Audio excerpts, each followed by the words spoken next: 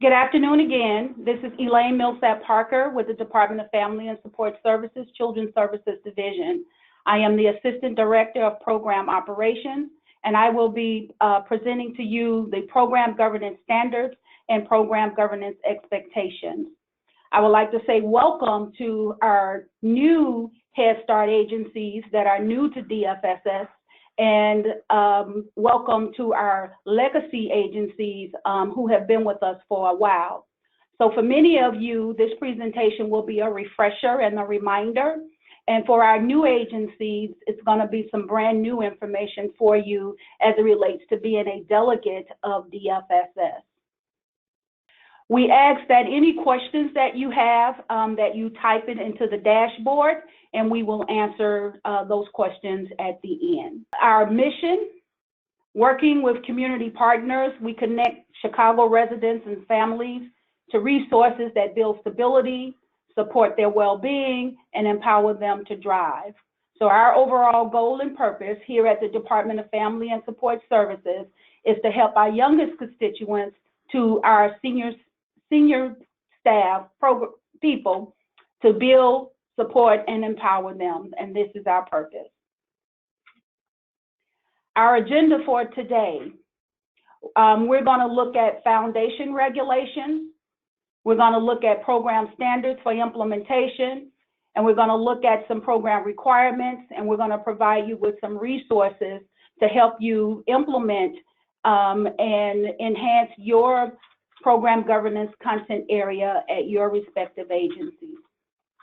So our foundation regulations. Our foundation regulations for program governance comes from the Head Start Performance Standards that was released in November 7th of 2016. It is also supported by what we call the 2007 Head Start Act, which is the School Readiness Act of 2007. The Head Start Performance Standards has 5 parts, and it has many subparts. And so there's 1301, which is program governance, that has to be cross-referenced with the 2007 Head Start Act, Section 642C, program governance. 1302 is program operations. It covers all the content areas for implementation of the Head Start program, from family community partnerships to enrollment, eligibility, staff requirements, and having program systems and ongoing monitoring. 1303 deals with the finance and administrative requirements of the grant. And then 1304 deals with any federal administrative procedures as it relates to ongoing monitoring by our federal agent. 1305 gives us a list of definitions regarding the language that's written in the Head Start Performance Standards, and that is used to explain to us exactly what HHS means, Department of Health and Human Services, helps us to understand what the language and the terms mean in the grant, in the standards. So, program governance. So program governance is broken down into 6 sections: purpose, governing body. The governing body is your board of directors. For some, it may be the board of trustees if you're a higher learning institution, or it could be board of directors. The policy committee and the policy council is your decision-making parent group, policy committee at the agency level and policy council at the grantee level, and then parent committees at the site level. The requirements covers the requirements for training and impasse procedures. So these regulations provide for the policy group structure, the policy group composition and formation, who should be serving on your policy committee, from which program options should they be serving from your policy committee. And it also talks about program governance responsibilities in general, as well as policy committee and policy council responsibilities. What you will find when you look at 1301.3 and 1301.4, it will reference you back to the 2007 Head Start Act. It talks about shared communication, policy group reimbursement, the governing body responsibility, and complaint procedures. So all these foundational standards have been written and developed into our Chicago Early Learning Standards for implementation. So if you have a copy of the Chicago Early Learning Standards Manual 2.0, collaborative governance will be found on pages 19 through 32. And collaborative governance ensures that programs have an established governing body and a policy group to share responsibilities for the overseeing of high quality services for children. The board, which is the governing body, is the body that has legal and fiscal responsibility. That's the entity that if anything happens with your nonprofit organization or your for-profit organization or for your institution, these are the people who the public will be looking at if anything happens at your program. The policy committee helps to set direction. And this is the uniqueness of Head Start, is engaging parents in an environment where they can help make decisions about the program that serves their children. As part of the requirement, there's compositional makeup for both the board and the policy committee. It is a federal requirement that agencies' boards have no less than one member with the following areas of expertise: early childhood education and development, fiscal management or accounting, or be a licensed attorney familiar with Head Start matters and issues that may come before a nonprofit organization or a profit organization or a college or higher institution of learning. It must also have a current or former Head Start parent and other members with other areas of expertise. You will see that there's an asterisk by the members who have, for those areas of expertise. And what this means is that if you cannot secure a board member, if you cannot recruit or cultivate a board member in these areas of expertise, then you can obtain a consultant to provide that advisory support to the board. However, these people cannot be members who are employed with your agency. That would be a conflict of interest. For the policy committee members must be a parent or a guardian with a child enrolled in the Head Start program. The policy committee must also have a community representative, which can be a former Head Start parent and someone withdrawn from the community. And so you must have a system in place to be able to track who your former Head Start parents are and who your community members are. And then you must have representation from all program options. So if you are administering a Head Start, early Head Start, and an early Head Start Child Care Partnership program, then all those parents need to be represented on your policy committee. And members of the policy committee, they are elected annually or re-elected to serve annually for no more than 1 5-year term.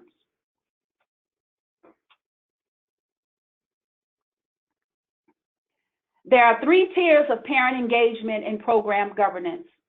As I indicated earlier, all parents who have children enrolled in the program make up the parent committee. All parents who have children enrolled in the program make up the parent committee. This is their introduction to program governance. And so during this phase of development for program governance, you need to make sure that you educate all of your parents on their service role opportunities in the program to serve on policy committee and to serve on policy council. The second tier of program governance, of parent engagement and program governance, is parents and community representatives are elected by their peers from the site level to serve as decision makers on behalf of the parent body at large. And then the third tier is the policy council, which is the grantee.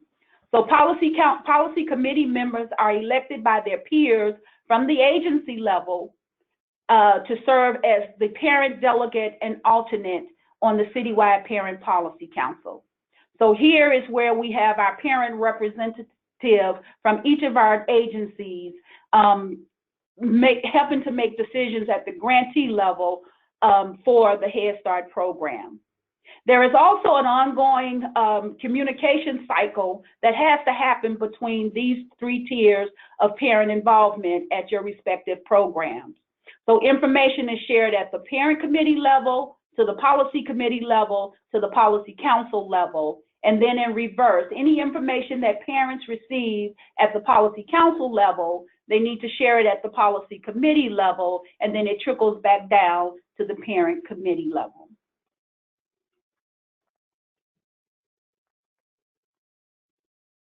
Parent committee members. Parent committee members are all parents and guardians of children enrolled in the program, and we verify, well, not at this level, but at the next level, we will verify to make sure any member that is serving on the policy council, we make sure that they are enrolled in our programs as part of our monitoring process. As I indicated earlier, we need to make sure that parent members are made aware of policy group opportunities to serve and leadership opportunities to serve as chairperson, vice chair, secretary, or representatives to the citywide parent policy council. Just as policy committee members are elected to serve on the policy committee, they should also be elected. They should also be elected as parent members in officer positions. Let me rephrase that. I'm going to slow down. So parents committees should also have elected officers as well. And then parent committee members elect their peers from the parent committee level to serve on the policy committee. And so there should be evidence of this election process from the parent committee level to the policy committee level to the policy council level. And so there should be a nomination process, and parents can nominate themselves. The policy committee members, they are also parents and guardians of children enrolled in the program. In the beginning of the program year, they should be made aware of policy group service opportunity, being able to, knowing how to serve on policy council, knowing how to serve on policy committee, what those roles mean, what those responsibilities entail. And we will talk about some of those trainings a little later on in this presentation. As part of your policy committee structure, you have to meet and set a date and time, and your parents have to agree that these are the times that they would like to meet throughout the course of the program year. And then the policy committee members, they also elect their officers and their citywide parent policy council representatives. And these are done through nominations and self-nominations as well. And again, this process has to be documented to show evidence that parents were indeed elected by their peers to serve on the respective groups. I would like to pause at this time to say we appreciate all of you that have been joining as we are going through this presentation. Again, I am Elaine Millsap-Parker with Children's Services Division in the Program Operations Unit. Please type in your questions in the dashboard, and we will answer them at the end of this presentation. Also note that this PowerPoint presentation will be made available to you via the CSD update that is mailed out weekly to your respective executive director. And this recording will also be posted on DFSS's YouTube channel. So what are some of the responsibilities of the policy committee and the board? So these are also broken down in detail in the SALES 2.0. But to give you a general view of what the board and the policy committee are responsible for being involved in as you develop these items, they need to be at the table. They should be at the table rendering their feedback and their recommendation for updating, review, and approval.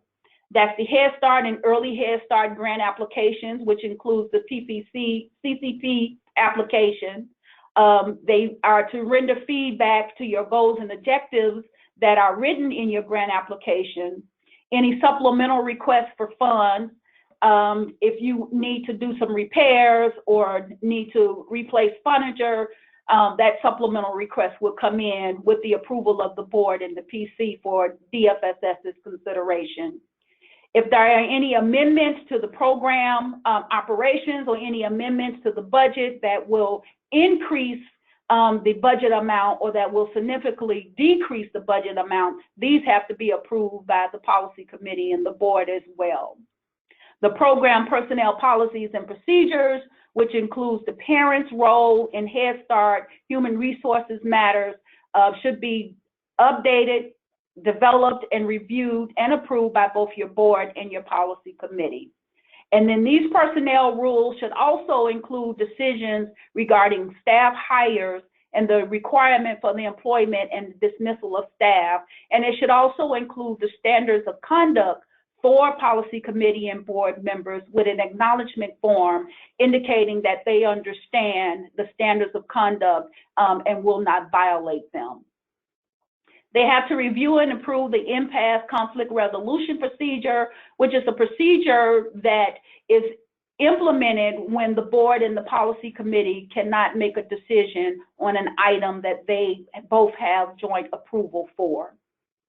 The board and the policy committee has to be engaged and involved in the self-assessment process and in the development of the action plan and any federal review improvement plans that may come as a result of us as a grantee being reviewed and monitored. And there are specific citations for our agencies. PPC is the Citywide Parent Policy Council bylaws, but policy committee members and board members must include the agency's bylaws, which is inclusive of the selection and election process for parent members to serve on the policy committee. And we also have for you board and policy committee approvals at a glance. So we want to just take a quick look at this document that's made available to you on Children's Services website. It does require some updating. So it just gives you, yes, it gives you, yes, yes, that one. So it gives you an idea of when DFSS expects particular program governance items to come in for review and approval. I must say that as related to the Early Head Start Child Care Grant application and budget, that has now been aligned with our base grant, our Head Start and Early Head Start base grant, with a budget, a fiscal year of December 1 through November 30th. And so this is available for you on the Children's Services website.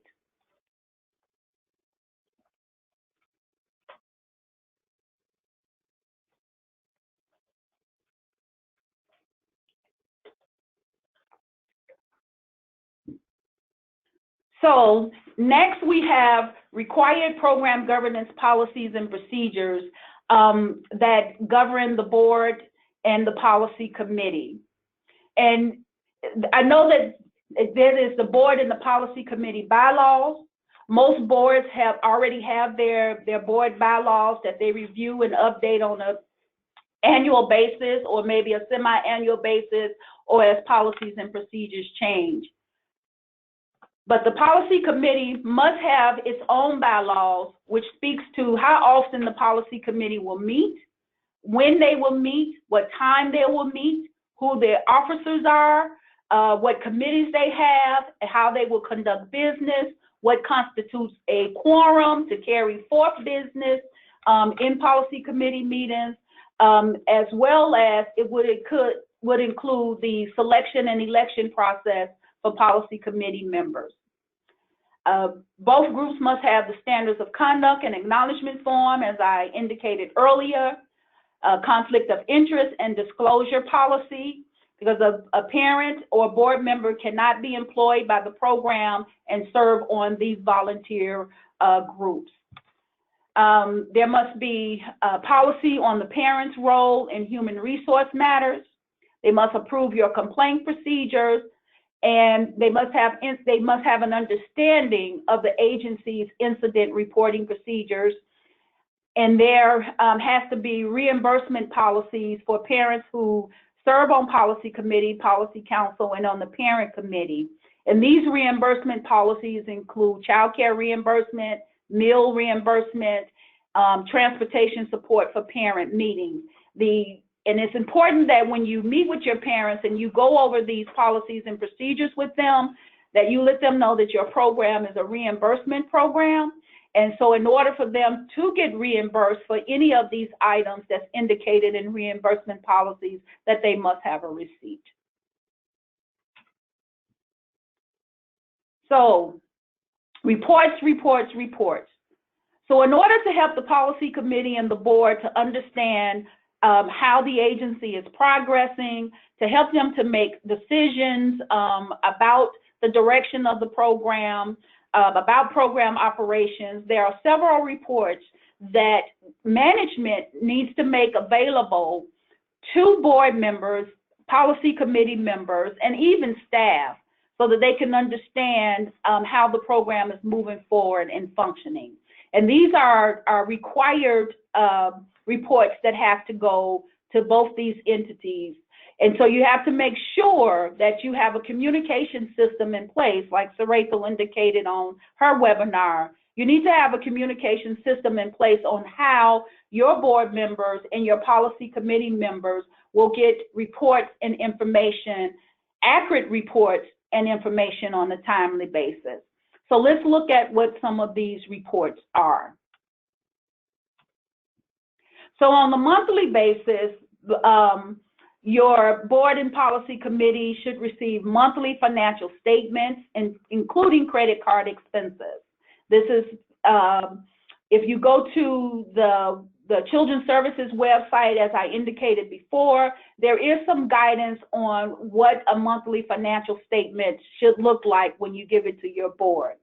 Monthly program information summaries kind of aligns with the annual program information report. You want to know the number of children your program is serving, the number of children enrolled in your program. You want to know how many families have set a goal. You don't want to know how many referrals were made. You want to make sure that you share with them how many families have received, have submitted their child information immunization reports. And so you're not giving them names, you're just giving them an overall statistical report of how your program is moving forward in implementing the program, and if there are any challenges, issues, or concerns.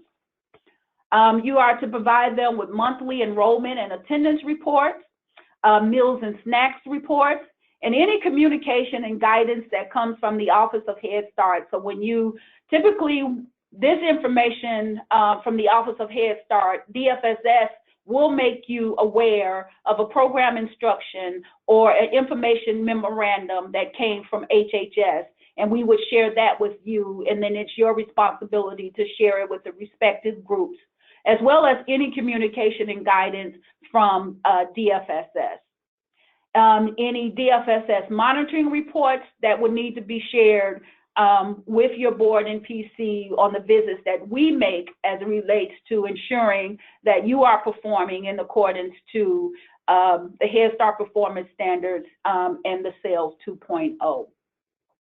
Some of the quarterly and annual reports that the board and the PC has to receive is the child outcome reports. That's the child outcome analysis of how children are functioning from quarter to quarter within the program year. There are certain benchmarks where that report has to go out. The attendance analysis reports that gives us an idea of if you're meeting that 85% daily average attendance, if there are students who have not made it in within that 1 hour of program operations, any follow-up you've done, and any analysis you've done to make sure that there's improvement in your attendance if it goes below 85%. The annual program goals and objectives that's written in your grant application. You want to keep your bodies abreast of how you're making progress in meeting those goals and objectives, because when it comes to the succeeding grant application year, you're going to want to highlight some of those things in the grant application. Your annual self-assessment, assessment with any findings in the improvement plan. You want to make them aware. You want to include them in that process. Train them on a self-assessment process, which typically is due to DFSS in April, and any improvement plans that are associated with those self-assessment findings. You want to make sure that they are aware of that, and make sure that they are aware of any progress or any challenges that you have come across in implementing your improvement plan. Your your community-wide strategic planning and community needs assessment, you conduct that once every 5 years. We just went through it this year. And so you have to have updates every year to the community needs assessment and share it with your board and policy committee. The financial audit has to be reviewed, has to be conducted, and once that audit comes out, it needs to be shared with the board and the PC. If there are any federal findings, any Head Start federal findings, then the board is responsible for working with management staff and ensuring that there's a corrective management plan, a corrective action plan to correct any findings that may have been in that federal audit. And the same would be for the federal monitoring review and any DFSS monitoring. And then for our new agencies, there's an annual report that we have to complete, that you have to complete, and there are about 8 elements that has to go in that annual report that you have to submit to us, and you have to submit it to the board and the PC. It talks about your funding, the number of children served, number of children with disabilities, number of children that may have been referred elsewhere, with IEPs. And it also may talk about any findings that the agency has had or the grantee has had. And then there's the annual program information report, which we encourage our agencies to make sure that staff is updating and entering information in the COPA system, updating case notes, updating immunizations and screenings and HR records, because that information that you enter into COPA on a timely basis and make sure that it's accurate, it feeds into an annual report that has to go to HHS. And this is also a report that has to go to the board and the PC at the end of the year to show where we are in meeting the standards, and not only meeting our standards, but making sure that families are being serviced and we're meeting that 100% benchmark in those service areas. So ongoing training. As you see here, in this list, there are some trainings that's required for both the policy committee and the board. And one of those trainings, the first topic should have been asterisk as well. So the policy committee and the board must receive orientation, ongoing orientation on their role in program governance.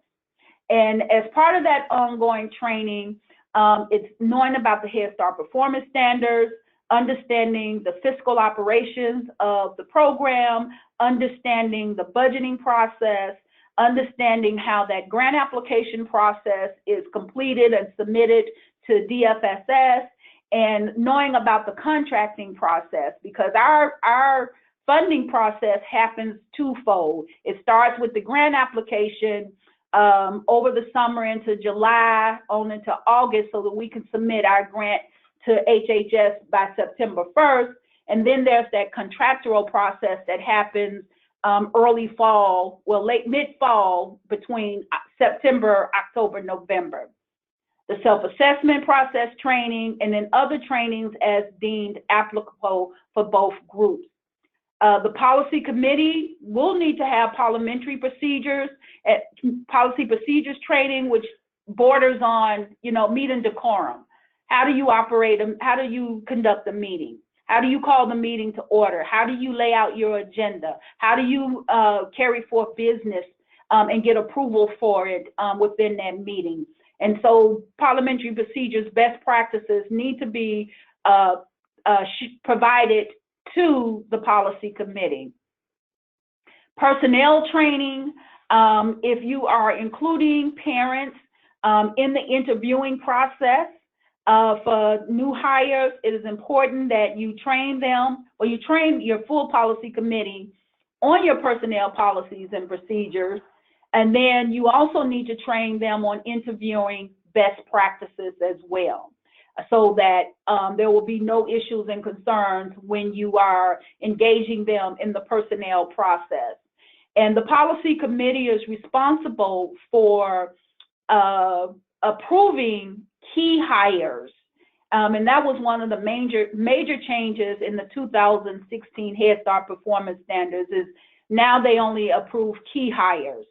The Head Start director, the early Head Start director, the executive director, the HR director, the fiscal director, legal counsel. So those are our key positions that have management responsibility, and that's spelled out in the Sales 2.0. Next. Some additional program governance requirements and expectations.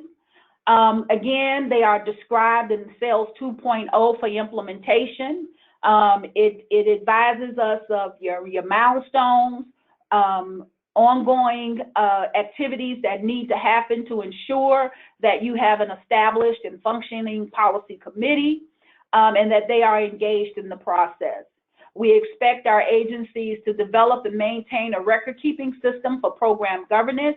So any activities or information that is shared, that is approved, minutes, all this information is housed in one area, so that when we come out and monitor this section, we will ask you for this information to see if your policy committee is functioning. We will interview your staff. We may interview some of your parents, and we may observe a policy committee meeting. You are expected to develop and implement an internal monitoring system for program governance to ensure, that the policy committee is meeting, that the minutes are written accurately, that approvals are captured, and just making sure that information, especially those reports, are being shared with the policy committee and the board, so that they can make informed decisions. For our new agencies, those who are new to Head Start, who are delegates in our 2019-2020 grant, these agencies must have their policy committees and their boards established by January 15, 2020. And so those of you who are new to DFSS as a Head Start agency, you signed a document attesting to the fact that you will have your board and your policy committee established and functioning, so that they can approve your grant application as part of this new fiscal cycle. And that letter of certification, and with your board and policy committee being established, you have to submit the Citywide Parent Policy Council letter of certification and policy committee membership list by December 15th as well. And that's due to Tasha Smith at cityofchicago.org, tasha.smith at cityofchicago.org. And for our existing agencies, well, your deadline has kind of passed, but if you have not submitted your letter of certification and policy committee membership list, please do so as soon as possible. So for our new agencies, I want to give them a look at what the letter of certification and policy committee membership list looks like.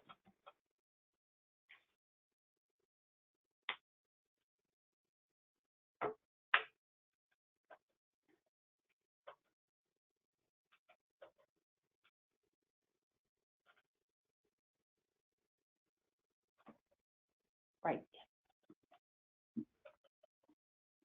So this is the Citywide Parent Policy Council letter of certification, and we'll go down to the second page in a minute where it shows the membership list. This is a user-friendly document. You can type in the agency's name. The document is self-explanatory. When you type in the current year, will be 2019-2020.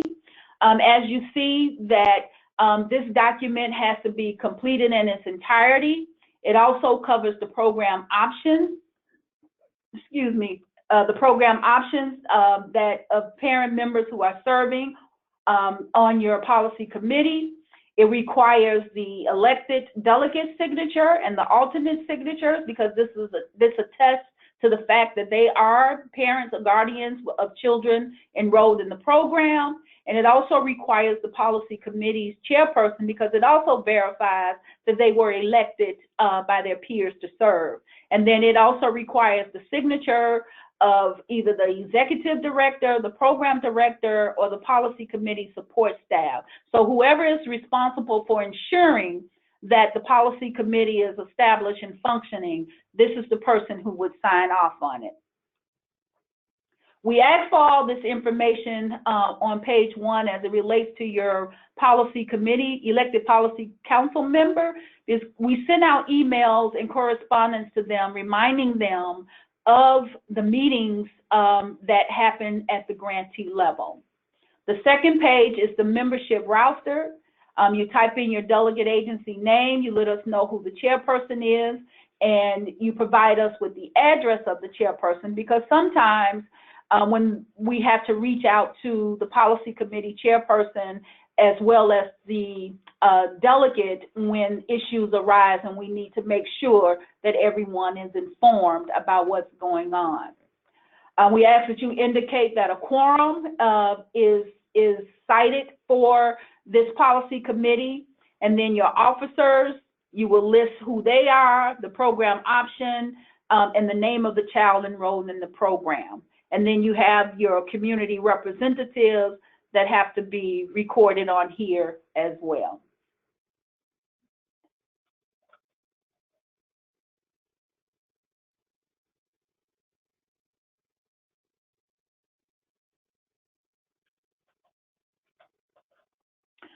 So, yeah, getting ready to go there. So the policy committee, for our new agencies, we are asking that you provide your board and your policy committee an orientation to their role in program governance. We want you to certify this by February 18th. And when you go to this this link, you will have a training that has been created by OHS, the Office of Head Start, to help you understand. It's this one right here, the third one. Oh yeah, that's it. This is it.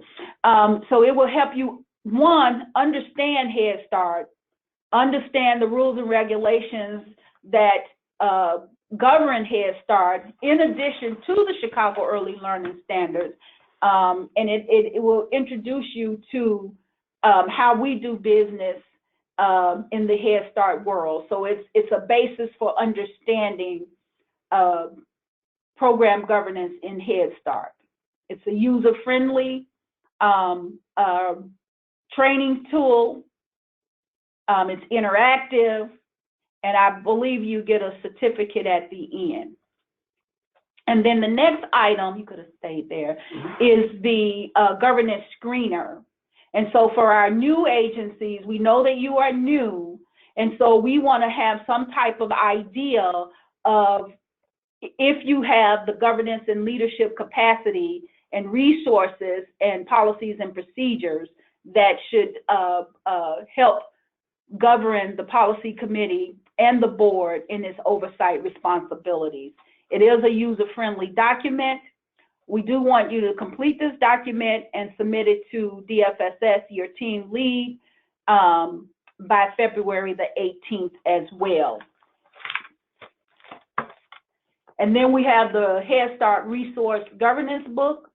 So you want to cross-reference what's in the sales. If you're not sure or not clear about something that's defined in the sales 2.0 for program governance, you can reference this document for clarity and what the intent behind that policy is.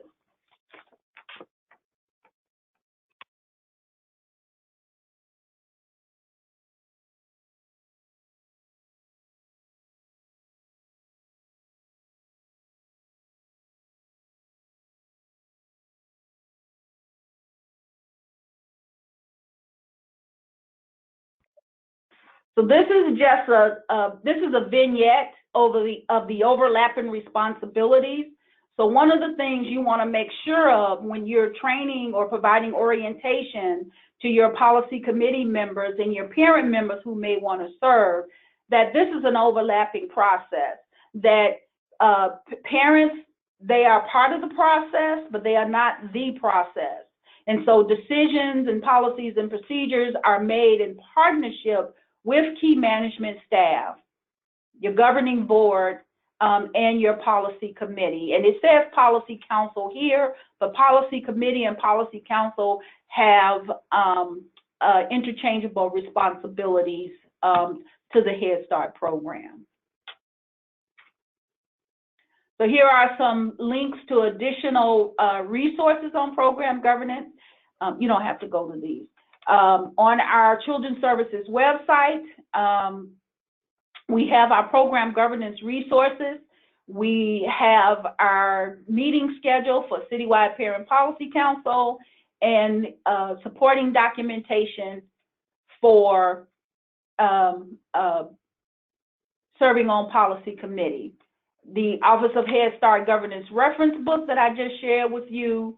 And on eClick, as you are new, especially new agencies are developing your bylaws, the bylaws off of eClick gives you some supporting information to develop them. And then running meetings and meeting decorum is, you can use the Roberts Rule of Order and Brief. And if you go to the National Association of Parliamentarians website, there are some web-based learning opportunities that you can provide to your parent group. In your parent activity budget calendar, that money can be used to provide some of these trainings to your respective parent groups. So I'm just going to pause for a minute and see if there are any questions.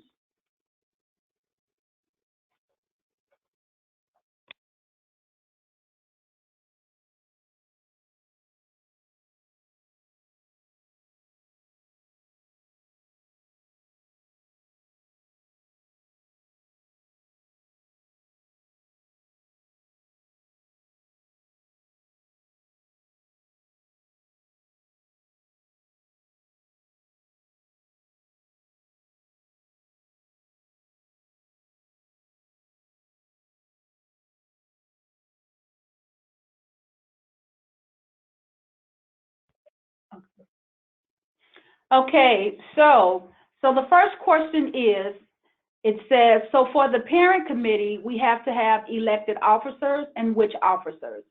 So yes, for your parent committees, in order to help them to move forward with serving on policy committee and empowering them to serve on policy committee, you should have at least a chairperson and a secretary. The next question, what exactly do you mean by reimbursement policy? So in the Head Start Performance Standards and for implementation, as it states in the Chicago Early Learning Standards, the reimbursement policy is what we used to call a child care reimbursement policy. That's where we provide the parents reasonable accommodations to support them if they need child care, if they're going to your parent meetings, your policy committee meetings, any trainings that you are sending them to, any policy council meetings. That policy should be in place for parents, okay? And it should also include meals. If their day is long enough, if the day that they are volunteering or providing a service to you goes longer than 3 hours, then you would want to make sure that they have provisions for meal reimbursements if they have to pay for their own meals. and transportation support. If they need to take Uber to get to you or to a meeting, then according to your reimbursement policy, you would provide them with that Uber reimbursement or provide them with transit cards.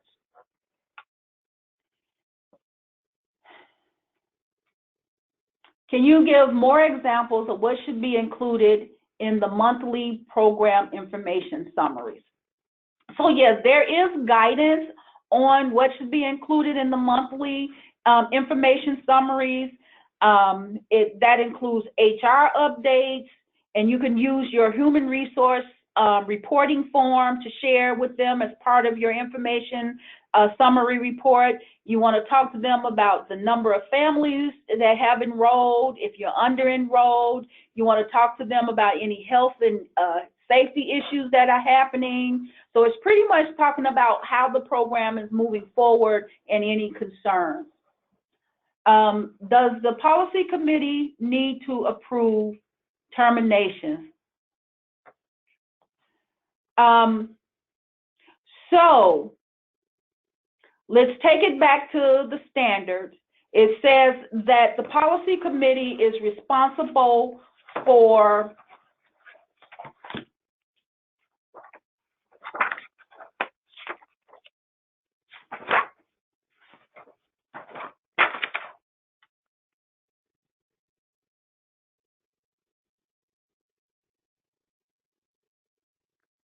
I just want to make sure that I get the language right. I'm looking at the standard.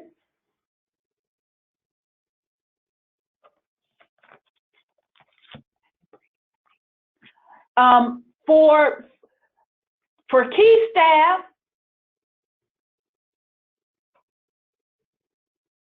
so policy committee members need to approve terminations. No, they do not need to approve terminations. That process was removed. That policy was removed a few years back. But there is some clarity that needs to be had as it relates to what it says in the Head Start performance standards, and I don't have that before me to give you the accurate response for all staff. Do you know how long the governance training may take? It all depends. It could take up to an hour to 2 hours, but it is an interactive training. So it would all depend on how that training is provided, if you're going to do it in a group or if you're going to have each individual member to complete the training themselves. What is due again on February 18, 2020 for new delegate agencies? For February 18th, what is due is the certification of training to your board and your PC and your leadership governance and capacity screener. Those will have to be turned in to your team lead.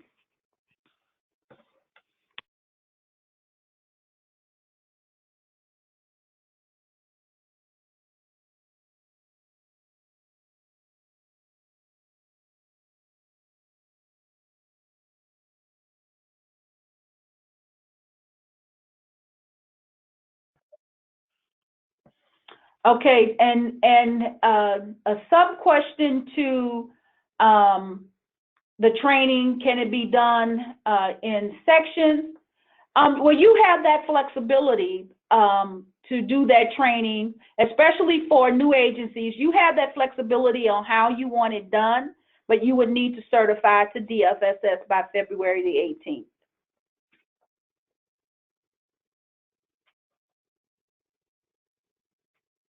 Is there any specific guidance for parent committee meetings for family child care and home visiting? Yes, so if your family child care home and your home visiting program is part of your agency, you are to establish parent committees as if you were operating a center-based Head Start program. You would follow those same requirements for your home visiting and for your family child care home provider.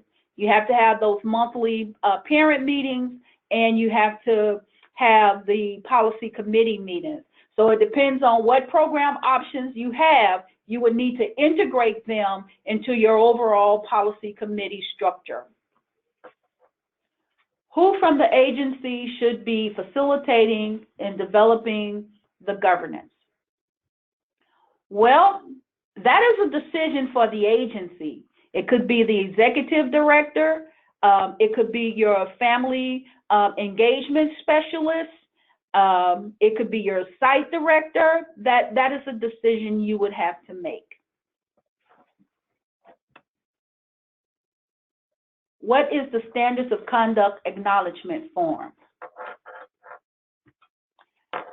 So, in your agency's personnel policies and procedures, you address your standards of conduct. It's also addressed in the sales as well. DFSS provided a template to programs late last year, sometime in December. We sent that out in the CSD update. And what that standard of conduct pretty much acknowledges is that staff and parents and board members, volunteers are making a commitment not to cause any harm to any of the children in our programs, and that there are some consequences if they should violate the standards of conduct. So these standards of conduct should be embedded in your personnel policies and procedures. We do provide you with the layout in the Sales 2.0, and then there's also a template that we provided that you can either use for yourself, or you would have your own form, and it would have to be signed off on by staff and volunteers as well. And those volunteers include policy committee and board members. Did you send the certification templates that are due in February? No, they will go out with in the next CSD update with a copy of the PowerPoint presentation.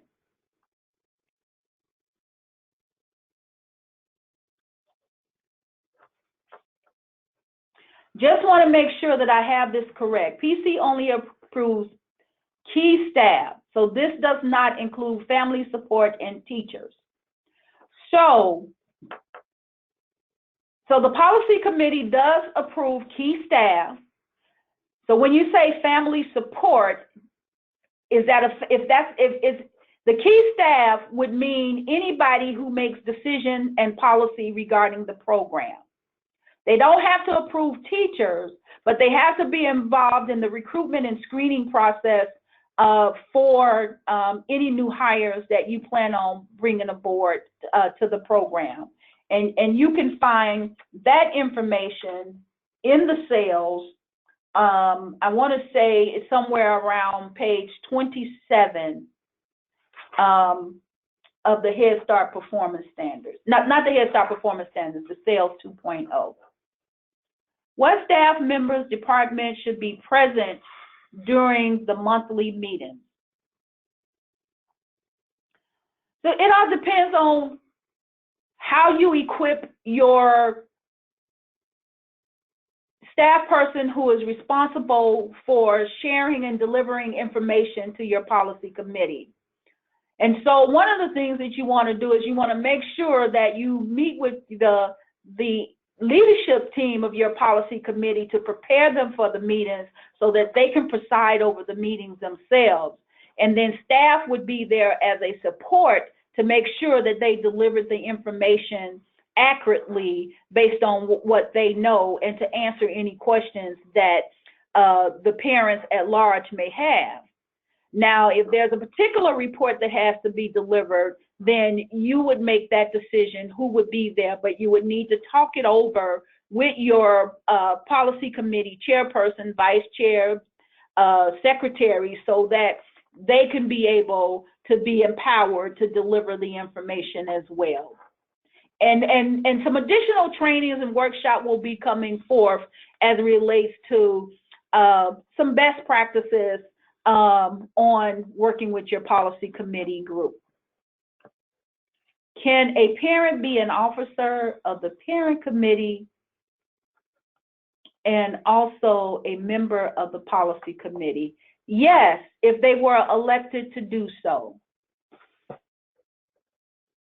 Let me pause again to see if there are any more questions.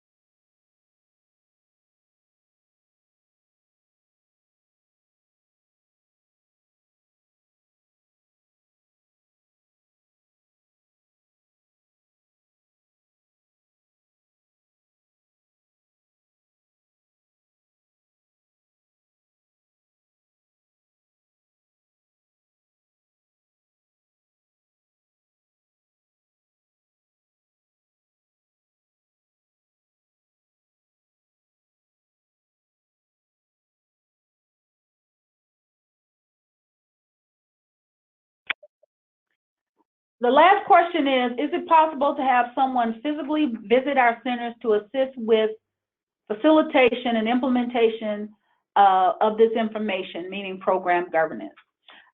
Yes, so just reach out to your team lead supervisor in program operations, and they will be able to help you to get that, help you to meet that request. Yeah.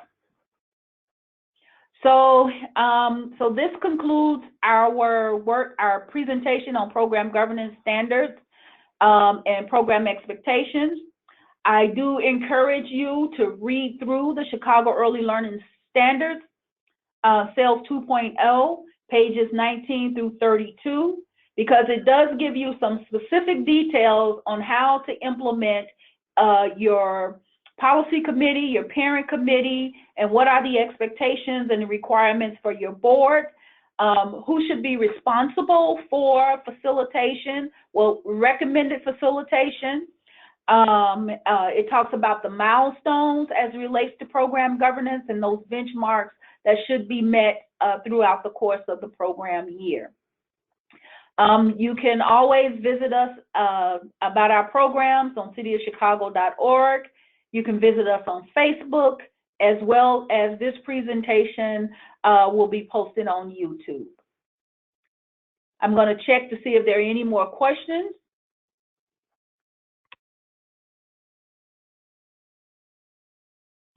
So there are no more questions. Thank you for taking time out of your schedule for this program governance presentation of program standards and program expectations, and enjoy the rest of your afternoon.